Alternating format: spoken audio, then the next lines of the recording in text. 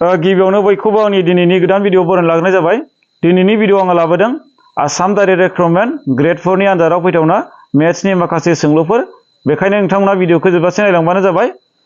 सासे बिथाङा जोबोद मोजां कमेन्ट खालामदों। बिथांनि कमेन्टखौ एसे रिप्लाइ होनो आं सानखादोंमोन, माने मालाबा समाव बे कमेन्टखौ सोरबा नङा सोरबा हरखागोन। माने मोजाङानो जादों, नोंथाङा कमेन्ट खालामबाय, जोबोद मोजां। बिथाङा सोंहरदों जाहैबाय, सारा ब्लेक कालारनि गस्लाखौल' गाननो मोजां मोनोदां ना होननानै सोंदों आरो। जोबोद मोजां कमेन्ट। मानो नोंथाङा सोंनाया जोबोद मोजां जादों। आं एसे बुंनि मानो आङो ब्लेक कालारनि गस्ला गाननानै बांसिन भिडिअ खालामनाय जायो आरो आंनि गस्लाया मा मा कालारनि दङ। माने आंनि गासिबो गस्लायानो गुबुन कालारनि गोजा, बांसिनानो। माने आङो जानाखि भिडिअ खालामो बे गांसेल'खामोन आंनि ब्लेक कालारा। आरो बेजों लोगोसे आङो नैबे जानाखि दा गानदोंना, बे गस्लाया मैया सानसेल' जादों। दाख्लै आङो बेखौ गोदानै बायनानै लाबोनाय जादों। मानो बायनानै लाबोदों आङो ब्लेक कालारखौ? मानोना नैबेदि सोलोंथाइनि भिडिअ खालामनायाव गुबुन कालारनि गस्ला गानोबा मोदाननायजों मोजां नुवा आरो। बेखायनो बेबायदि भिडिअ खालामनायाव गोसोम कालारनि गस्लाखौ गाननानै भिडिअ खालामनो गोनां जायो। आंनि गासिबो गस्लायानो माने गस्ला सार्टआनो जा, टि सार्टआनो जा, स्पर्टिंआनो जा, गासिबो बांसिनानो वाइट कालारनि दङ आरो। वाइट कालार दङ आरो रेड कालारनिबो माखासे थाबाय, ब्लु कालारनि थाबाय। आं येल्ल'खौ गानफेरखाया। बेबायदि आरो आंनि ब्लेक कालारनि गस्लाया, गोसोम कालारनि गस्लाया माने दासिमाव गांनैल' दङ आरो। सिगांनि भिडिअ खालामबाय थाग्रा आरो नैबे गोदानजों गांनैल'। नोंथाङा क्लियार जाबाय जानो हागौ मानो थाखाय आङो गोसोम कालारनि गस्ला गाननानैल' भिडिअ खालामनाय जायो। नोंथाङा नायनो हागोन गुबुनफोरनि भिडिअफोरावबो बेबायदि सोलोंथाइनि जानाखि बिथांमोना भिडिअ खालामो, बिथांमोननि गासैबो गस्ला गाननायानो बांसिनानो ब्लेक कालारनि नुगोन। गोबां भिडिअ खालामग्राफोरखौ नायबानो जाबाय, इउटुबाव गोबां नुयो। बिथांमोना गासैबो मा गानोनो गोसोम कालारनि गस्लाखौ गाननाय नुगोन। मालाबा मालाबा रेड कालार साफा सानै नुनो हागौ, खिन्थु बांसिनानो ब्लेक कालार आरो। ब्लेकनि अनगायै गुबुन कालारनि गस्लाखौ गाननानै भिडिअ खालामनायाव बिराद उसुबिदा जायो। बेखायनो आङो ब्लेक कालारनि गस्लाल' गाननाय जायो। साबायखर थाबाय नोंथाङा बेबायदि कमेन्ट खालामनायनि थाखाय। आङो दिनै नोंथांनिसिम रिप्लाइ होनो मोनबाय। गुबुनफोराबो सानदोंमोन जानो हागौ, सानदोंब्ला दिनै क्लियार जाबाय जानो हागौ मानो आं गोसोम कालाराव गस्ला गानो, बिनि क्लियारिफिकेसना आङो दा होबाय। जेखि जादोला दिनैनि भिडिअआ जागोन जाहैबाय टाइम एन्ड वर्क एबा सम आरो हाबानि सायाव। जों बेखौ होनना बुङो बर'आव सम आरो हाबा, आरो इंराजियाव बुङो टाइम एन्ड वर्क। बेबायदि आरो दा बेबायदिनिफ्रायबो जोंना कुइसन फैनो हागौ दानि नैबे एग्जामाव। बेखायनो आङो नैबे कुइसनखौ लाबोनाय जादों। बाहाय कुइसन नाम्बार 1आव दङ जाहैबाय नै, नोंथांमोना मोनसे आं क्लियारिफिकेसन होबावनो। नोंथांमोना साननो हागौ मा केमेरानि एंगेला एसे आलादा जाबाय दिनै, सिगाङाव आंना एसे आलादामोन। मानोना जोंना फरायसालिया गाबोननिफ्राय खुलिफिनसिगोन। दिनै आं हस्टेल थाफैनो गोनां जाबाय। गासैबो फरायसाफ्राबो दिनै हस्टेल थाफैजोब्बाय। बेबायदिनो आंबो दिनै हस्टेलाव थाफैनो गोनां जाबाय।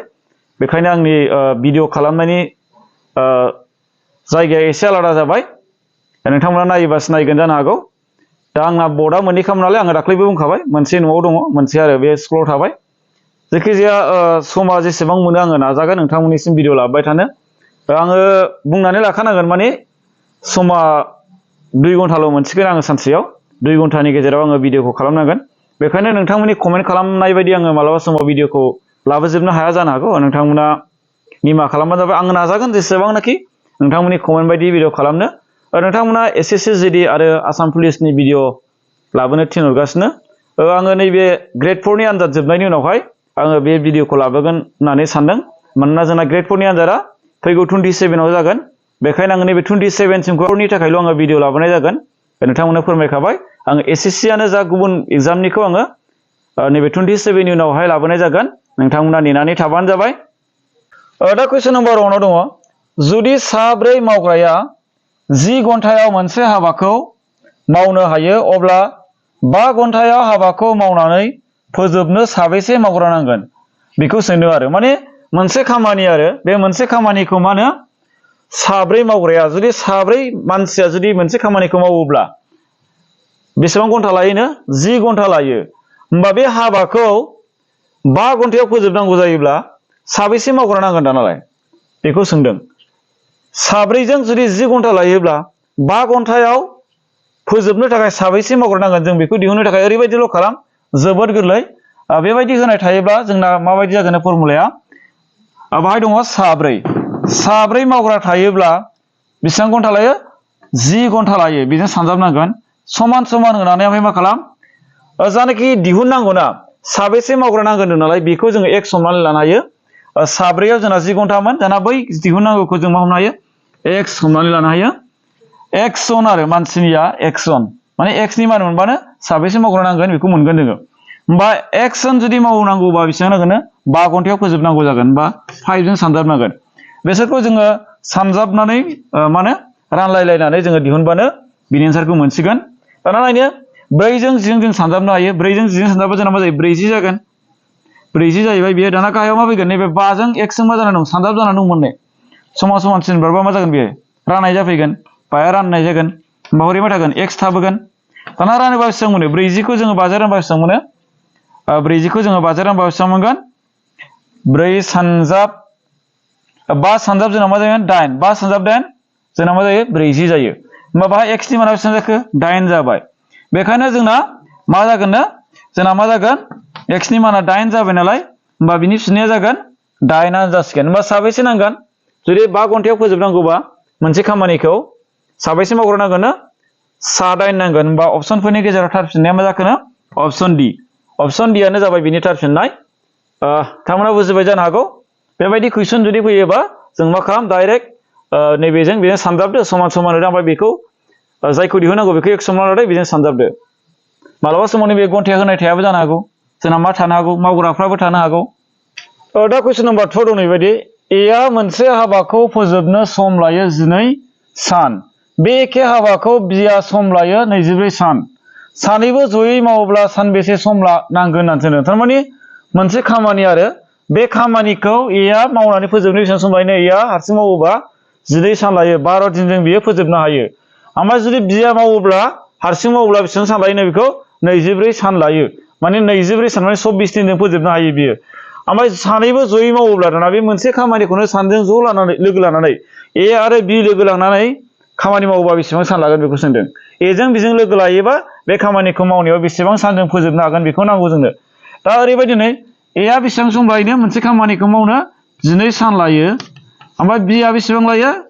b आ बेसेबां लायोमोन जोंना 24 सान लायो दा जोङो बेखौ गुसुङै माबोरै दिहुनगोन फर्मुलाखौ नोंथांमोना गोसोआव लाबानो जाबाय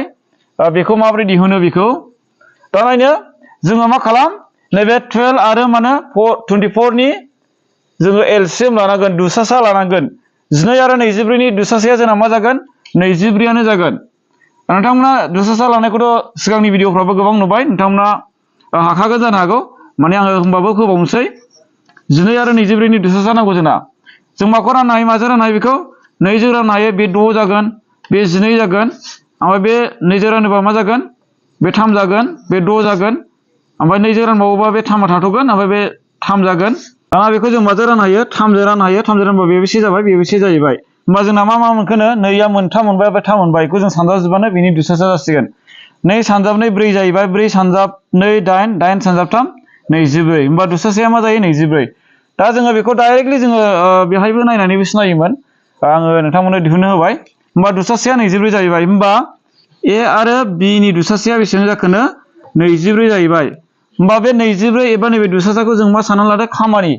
गासै खामानि बियो गासै खामानिया टटेल वर्ड होनना बुंगोन बेखौ टटेल वर्डआ गासै खामानिया बेसेबां जाखो 24 था खामानि जाबाय होमबा a आ दाना 12 सान लायोमोन होमबा मा जानांगोन a आ मोनबेसे खामानि मावो सानसेयाव बेखौ जोङो दिहुननांगौ होमबा मा खालाम नैबे दुसासा लानायखौ नैबे a नि 12 जों मा खालाम रानबानो जाबाय होमबा जोङो 24 खौ जोङो 12 जों बेसेबां मोनगोन 2 मोनो जोंना बाहाय 2 जाबाय गोसोआव लादो माने 2 सानजाब 12 24 जायो दाना b आ 24 सान लायो होमबा 24 जों 24 खौ रानदो दाना होमबा मा जागोन 1 जागोन होमबा b आ मा जागोन 1 जागोन होमबा सानना लादो a आ सानसेयाव मोनबेसे खामानि मावोनो मोननै खामानि मावो a आ सानसेयाव मोननै खामानि मावो दाना b आ सानसेयाव मोनबेसे खामानि मावो मोनसे खामानि मावो गासै खामानिया बेसेबांमोन 24 थामोन गासै खामानिया बेखौ सानना लाबानो जाबाय होमबा a आरो b लोगो नांबा मोनबेसे खामानि मावगोन सानसेयाव a आरो b लोगो नाङोबा मोनबेसे खामानि मावगोन सानसेयाव a जों b जों लोगो नाङोबा a आ मोननै मावो ओमफ्राय b आ मोनसे मावो होमबा मोनबेसे मावो सानसेयाव मोनथाम मावो सानसेयाव बिसोरो मोनथाम खामानि मावो गोसोआव ला ओमफ्राय गासै खामानिया बेसेबां जोंना 24 था गासै खामानिया मानोना a आरो b नि खामानि मावनायनि दुसासाया जोंना मा होनो 24 होमबा a आरो b आ सानैजों लोगो लायोबा मोनथाम खामानि मावो सानसेयाव ओमफ्राय गासै खामानिया 24टा दङ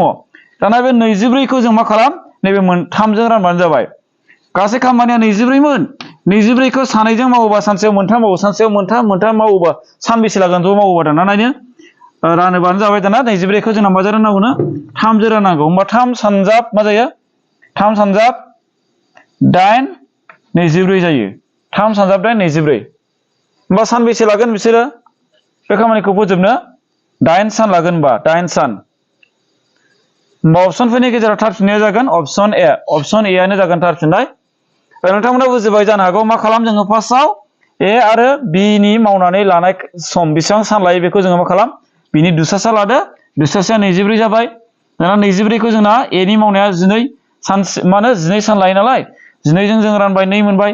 होमबा ए आ सानसेयाव मोननै मावबाय बि आ सानसेयाव मोनसेल' खामानि मावबाय मोनसेल' खामानि मावो बियो दाना नायदो होमबा ए आरो बि जयै बेसेबां खामानि मावो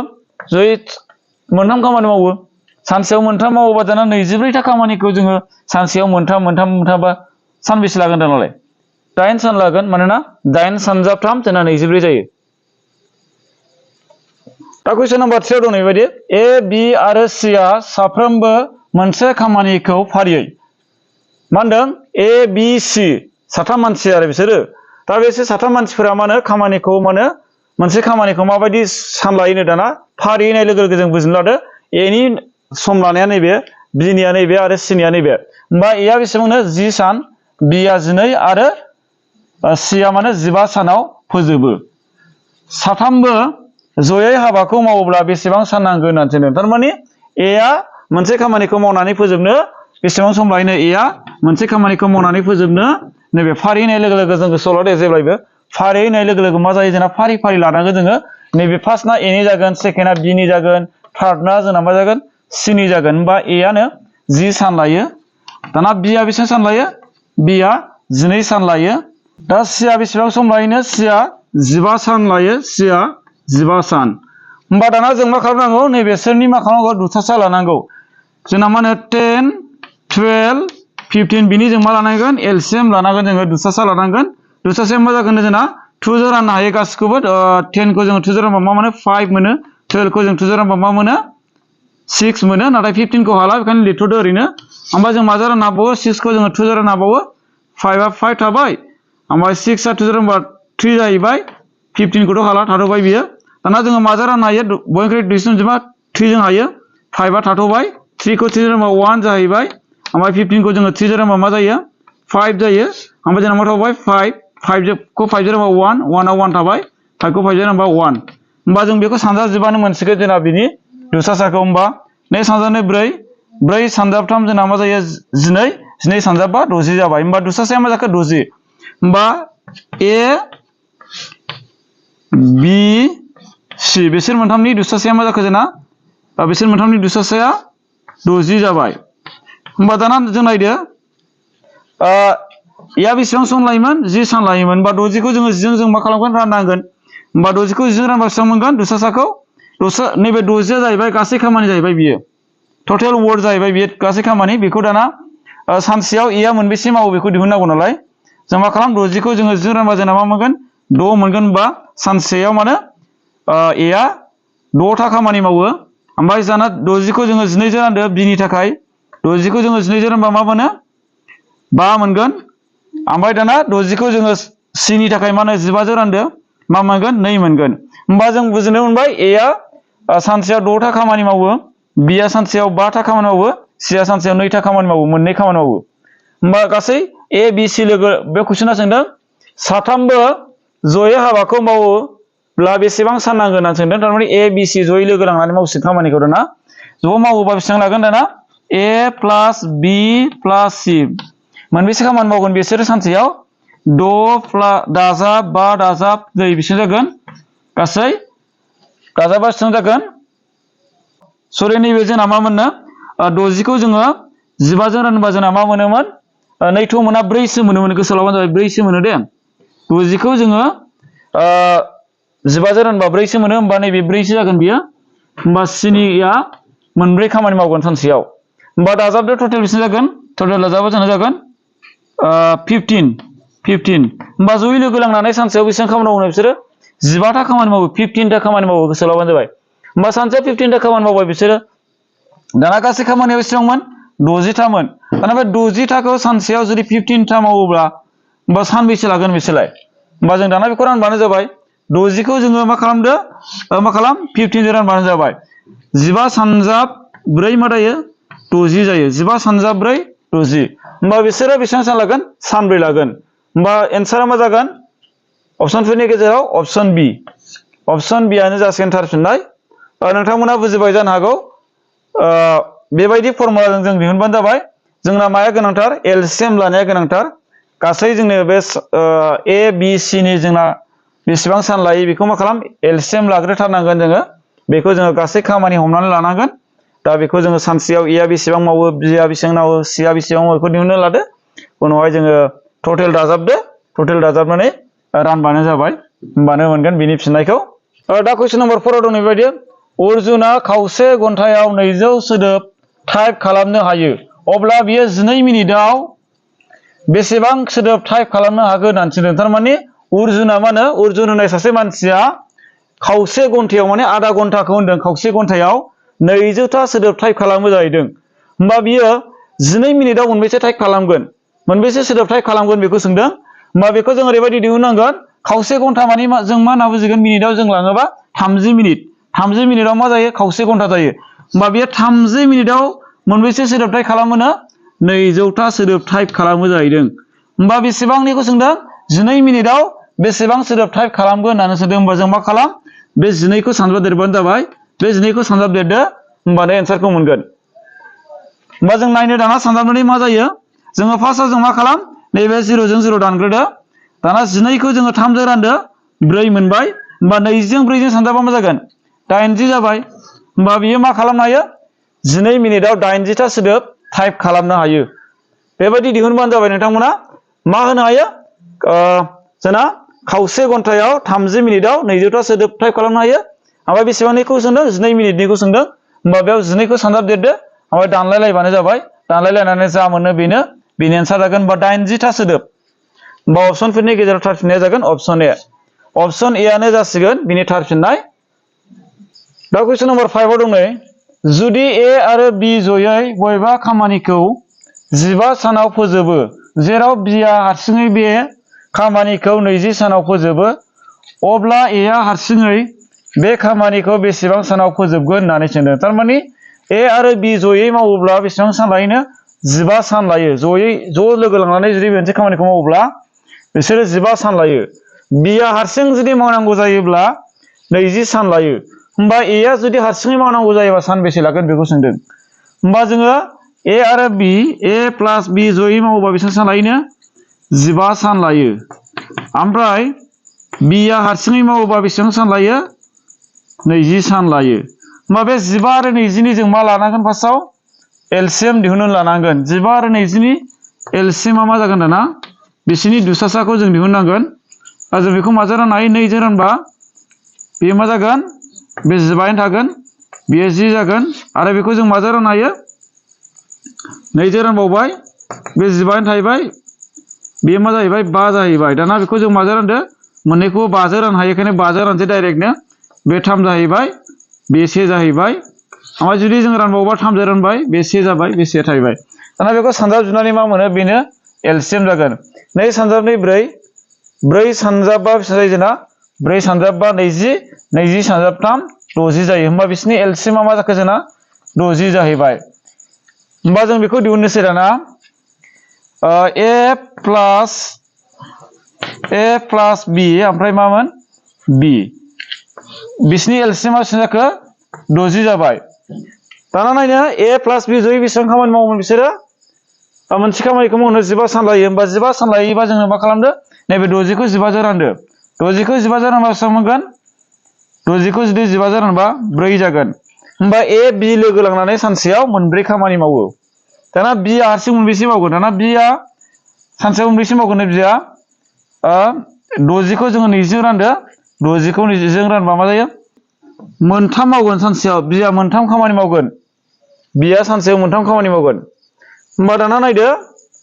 जोंना खामानिया बेसेबां गासै 60टा खामानि दङ गासै ए आरो बिआ मोनब्रै मावो लोगो लांबा ओमफ्राय बिया हारसिं मावोबा मोनथाम मावो होमबा ए आ मोनबेसे मावगोन दानालाय ए आ मोनबेसे मावगोन दाना जुदि लोगो नांनानै मोनब्रै मावबाय मोनब्रै मावो दाना बिया हारसिंनो मोनथाम मावखायो होमबा मोनबेसे थाबावगोन बे आद्राखौसो जोंना ए आ मावनांगोन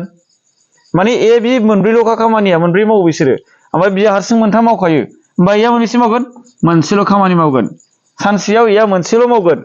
होमबा 60टा खामानिखौ एनो सानबेसे नांगोन सानसेयाव जुदि मोनसे मावोब्ला 60टा खामानिखौ जुदि सानसेयाव मोनसेल' मावोबा बेसेबां जागोन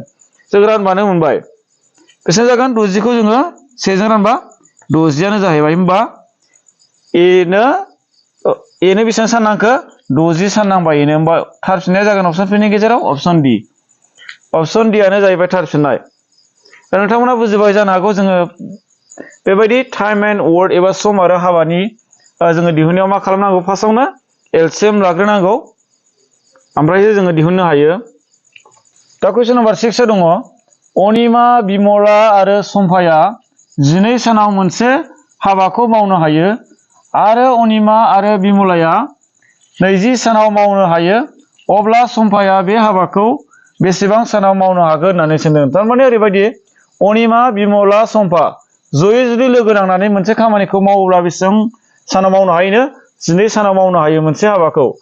ओमफ्राय अनिमाजों बिमलाजों ज' लोगो नांनानै मावोबा 20 सानाव मावनो हायो अब्ला सम्पाया बे हाबाखौ जुदि हारसिं मावनांगौबा बेसेबां सानाव मावनो हागोन होननानै सोंदों होमबा जोङो अनिमाखौ आङो ए होनोसै ए प्लास बिमलाखौ बि होनोसै बि प्लास सम्पाखौ सि खौनो होनोसै होमबा बिसोरो जयै मोनसे खामानिखौ बेसेबां सानाव मावनो हायोनो 12 सानाव मावनो हायो होमबा जयै बिसोरो 12 सानाव मावनो हायो ओमफ्रायो अनिमा आरो बिमला लोगो नांनानै मावोबा बेसेबां लायोनो अनिमा ओमफ्राय बिमला लोगो नांनानै मावोबा बेसेबां सानाव मावनो हायोनो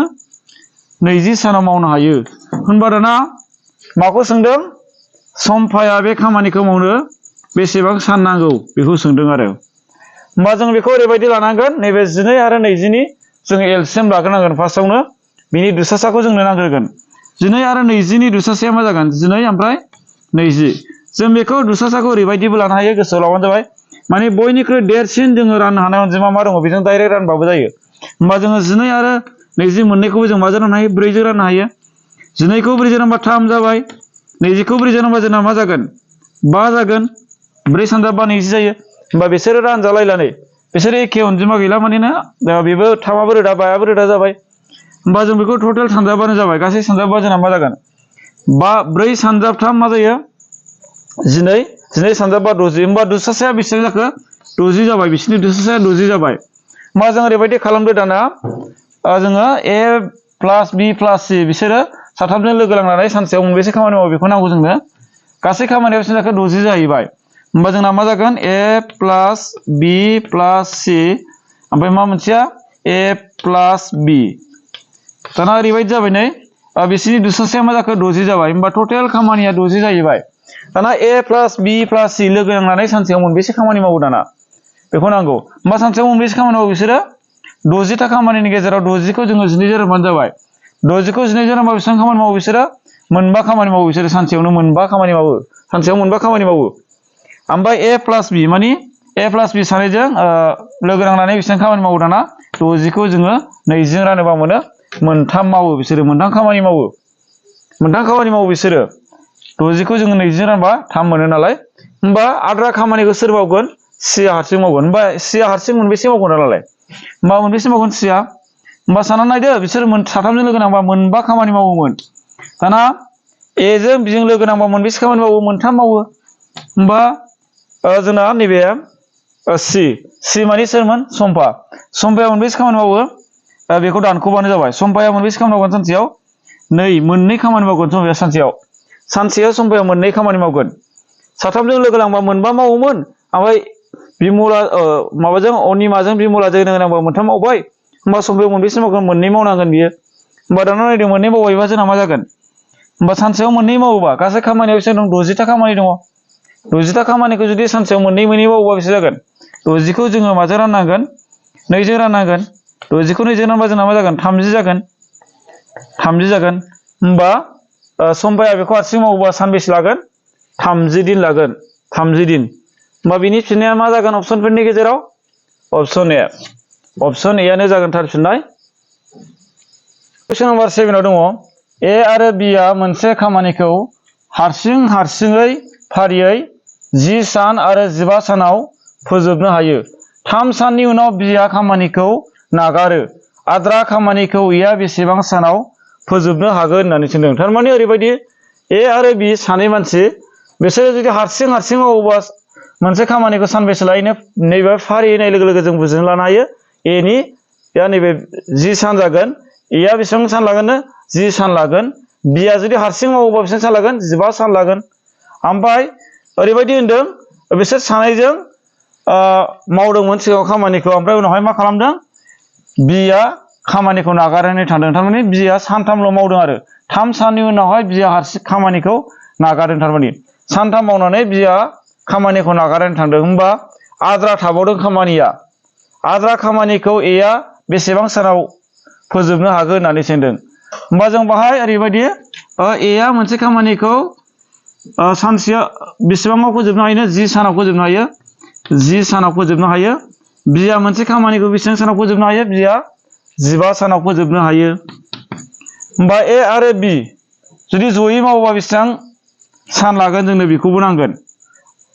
होमबा जों दिहुननो हायो दाना 10 आरो 15 नि जोङो मा लानांगोन एलसीएम लानांगोन जोङो एलसीएम को जों लानो हासिगोन दाना डाइरेक्ट जों रानोबा माजों राननो हायो 5 जों राननो हायो बयनिख्रुइ देरसिन माजों रानोबा 10 खौ 5 जों रानबा 2 जाहैबाय 15 खौ 5 जों रानबा 3 जाहैबाय दाना बिसोरखौ जों रानलायलायनो हाला होमबा बेखौ टोटल सानजाबा मा जायो 5 सानजाब 2 10 सानजाब 3 30 होमबा मा जाखो 30 जाहैबाय होमबा बिसोरनि एलसीएम मा जाखो 30 जाहैबाय होमबा टोटल गासै खामानियाव बेसेबां जाखो 30 था जाहैबाय बेखौ बुजिनो लादो गासै खामानियाव बेसेबां जाखो 30 था जाहैबाय दाना ए आ मोनबेसे मावगोन ओमफ्राय बी आ मोनबेसे मावगोन जोंनो बेखौ नांगोन सानसेयाव मोनबेसे मावो बेखौ नांगौ होमबा 30 खौ जोङो 10 रानबा बेसेबां मोनगोन 3 मोनगोन होमबा ए आ सानसेयाव मोनबेसे मावो 3 मावो बी आ मोनबेसे मावगोन दाना बी आ 30 खौ जोङो 15 जों रानबा 2 जागोन 2 मावगोन ए आ 3 मावगोन बी आ 2 मावगोन होमबा बिसोर लोगो नांबा बेसेबां खामानि मावगोन दाना सानसेयाव मोनबेसे खामानि मावो जों बेखौ नांगोन ए जों बी जों जुदि लोगो नाङोबा मोनसे खामानिखौ बिसोरो सानसेयाव मोनबेसे मावगोन दाना गासै खामानिनि गेजेराव मोनबेसे मावगोन दाना गासै खामानिया 30 था दंमोन ए आ 3 मावगोन बी आ 2 मावगोन होमबा मोनबेसे मावगोन बिसोरो गासै सानैजों लोगो नाङोबा 4 मावगोन बिसोर सानसेयाव 4 खामानि मावगोन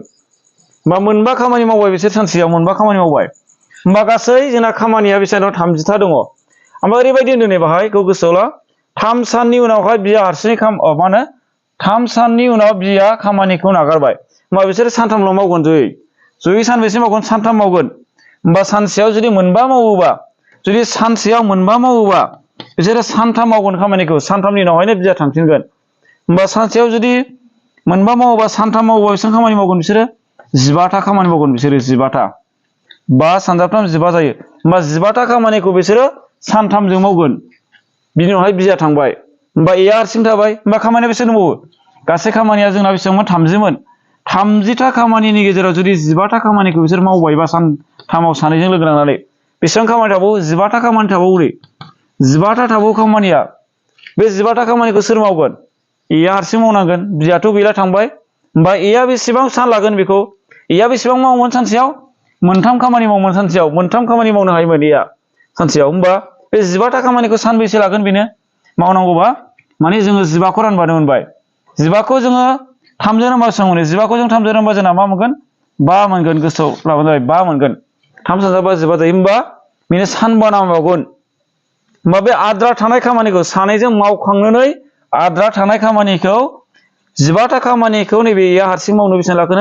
सानबा नांबावगोन बा एन्सारा मा जागोन थार फिननाया अपसनफोरनि गेजेराव अपसन बी आनो जागोन थार फिननाय होमबा 5 सान लागोन मालाबा ओरैबायदिबो जानो हागौ कुइसना बाहाय एसे कनफ्यूज जानो हागौ माने ओरैबायदिबो थानो हागौ कुइसना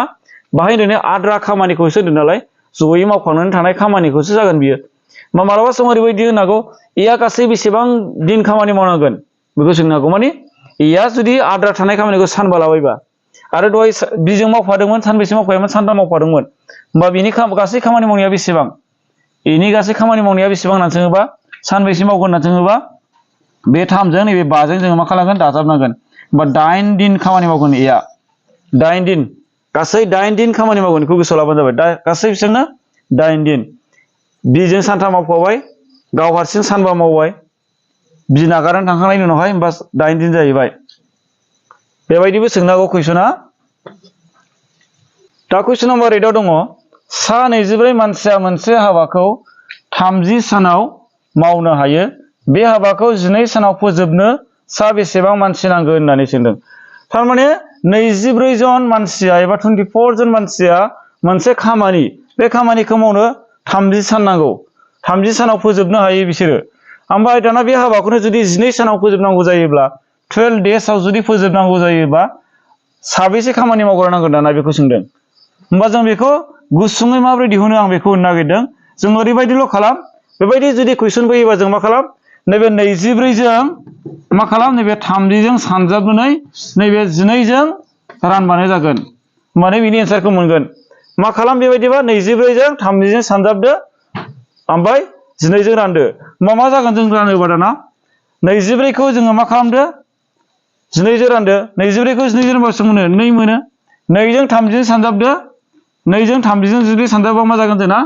60 जागोन होमबा बेसेबां सान नांगोन 60 सान नांगोन माने 60 सा मानसिजों 12 सानाव फोजोबनो हागोन मोनसे खामानिखौ होमबा बिनि एन्सारा मा जागोन अप्शनफोरनि गेजेराव अप्शन बि आनो जागोन बिनि थार फिननाय नोंथांमोना बुजिबाय जानो हागौ जोङो गुसुङै माबोरै दिहुनो गोसोआव लाबानो जाबाय जुदि बेबायदि कुइसना फैयोब्ला नैबे फर्मुलाखौ बाहायबानो जाबाय दिनैनि भिडिअआ बेखिनियानो भिडिअखौ जोबजासे नायनायनि थाखाय साबायखर आरो उननि भिडिअआव लोगो मोनलायफिनगोन आङो दिनै गोलाव भिडिअ खालामनो सानदोंमोन नाथाय आङो गोलाव भिडिअ खालामनो हायासै जोबोद दुखुनांथाव आङो दहायनो बुंखादों माने आङो हस्टेलाव थायो नालाय बेखायनो समा मोना माने 2 घन्टाल' सम मोनो 2 घन्टानि गेजेराव आङो भिडिअखौ खालामनांगौ जायो गोबां फरायसाफोर थायो हस्टेलाव जेब्ला हस्टेलाव थाग्रा फरायसाफोरा गावसिनि स्टाडि रुमाव थाङो अब्लासो आङो भिडिअखौ खालामनाय जायो आरो आंनि स्टाडि डिउटि थायोबा आङो भिडिअखौ खालामनो सम मोना बेखायनो आङो नोंथांमोननि कमेन्ट बायदि भिडिअ खालामनो हानाय जाया बेखायनो दिनै गोलाव भिडिअ खालामनो सानदोंमोन नाथाय कारेन्टआ थांलाय फैलाय जाबाय थानानै भिडिअखौ गोलाव लाबोनो हानाय जायासै जाय समाव भिडिअ खालामनांगौ बे समावसो कारेन्टआ माने जोंना थांलाय फैलाय जाबाय थादों जुदि कारेन्टआ गैयाब्ला आंबो भिडिअखौ खालामनो हानाय जाया बेखायनो जोबोद दुखुनांथाव दिनै बेखिनियावनो नोंथांमोना भिडिअखौ जोबजासे नायबाय बेनि थाखाय जोबोद जोबोद साबायखर आरो उननि भिडिअ आङो गोलाव भिडिअ लाबोनो नाजागोन गोजोनथोंसै थेंक इउ